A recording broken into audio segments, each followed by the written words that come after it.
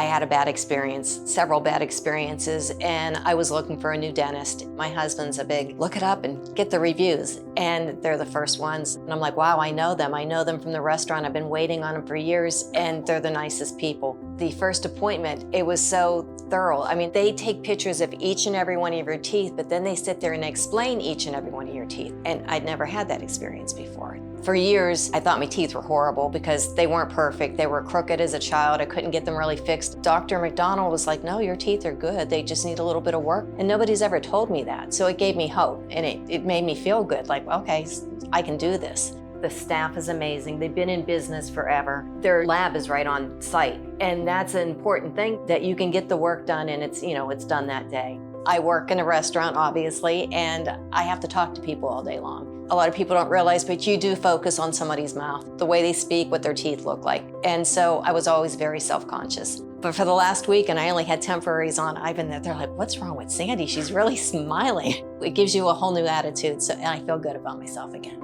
I love this man, okay? Giggle. I love you, thank you. How many people hug their dentist, okay?